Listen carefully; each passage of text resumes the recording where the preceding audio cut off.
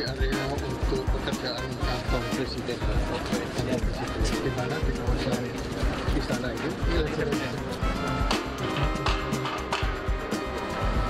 Lebih itu sekarang ini juga kelihatan juga lebih. Tadi Pak Rizal udah ke media, Pak. Pak masih udah melihat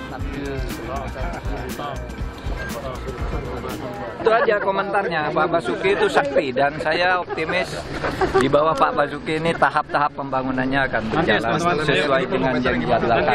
Oke, nanti aja. Nanti aja di sana.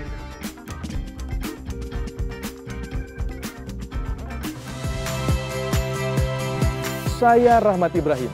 Saksikan program-program Kompas TV melalui siaran digital, pay TV, dan media streaming lainnya. Kompas TV, independen, terpercaya.